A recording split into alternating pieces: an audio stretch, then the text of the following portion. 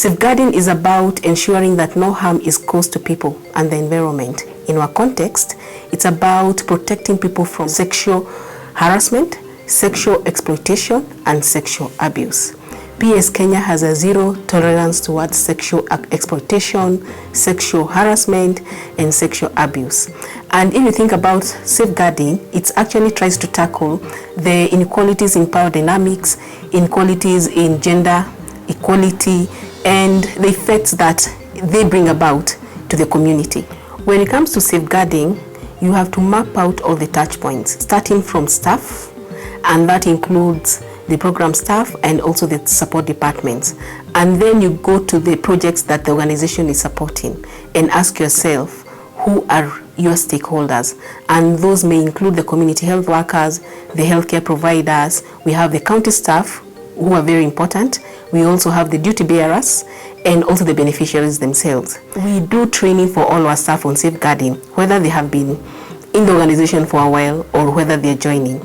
So every year, the staff members must sign that they have read and they understand the policy. But beyond signing and saying that they have read and understood, we make sure that we conduct trainings so that we can elaborate, we can clarify anything that they do not understand. And that is done once a year. But in between the year, we take advantage of the forums that we have with staff. For example, the management meetings and the regional meetings to refresh them on what safeguarding is, and also just to gauge and see are there any issues that are coming up, just to encourage them, to tell them that we have an open policy or we have open lines that are anonymous and are confidential, so they can feel confident to report on anything that they have noted, or maybe even there could be someone who is abused.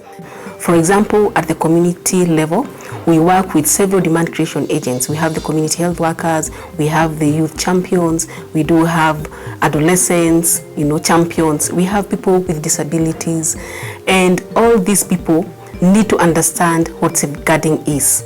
Because the challenge we have is that the common people don't know what safeguarding is. We also go ahead and develop training content for them that they're going to use to give information or to pass on the information to the beneficiaries. So at the community level, the demand creation agents have something to guide them on the information that they need to give the beneficiaries when they're passing the health messages. So that is one of the things that we do at the program level. But again, remember that is at community level. If someone has a health issue, they are referred to the health facility and they go there and find a health provider. Health providers can also abuse. And they can also abuse the patients, and they can also abuse staff, and they can also be abused. I mean, it is a chain that is almost like round. So we ensure that we sensitize the healthcare providers on safeguarding. For programs that are implemented as a consortium, we ensure that all the partners are trained and we have the same understanding in regards to safeguarding. And I can just give an example under DESIP.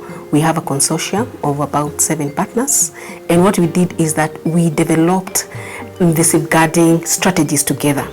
We looked at the different counties that each partner is managing, and we asked ourselves what are the potential risks, and therefore we came up with different cohorts, and we said under this cohort, for example, under people with disabilities, these are the likely risks, and this is how we are going to tackle them.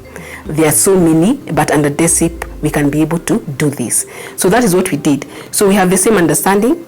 We are all empowered because we were trained. We have developed the same IEC materials that we'll put in all the DESIP counties, and under each of our key stakeholders that we work with, then we have agreed on the strategy to use to tackle them. And these had to be really county specific. Remember, counties are different. One county could be having these challenges, another one these challenges. So we really had to ask ourselves, what are the challenges that this county is facing? If they are same within a cluster, then we develop similar strategies. So that ensures that at the end of the day, we have standardized ways of implementing, and that we are also addressing safeguarding in the most efficient manner.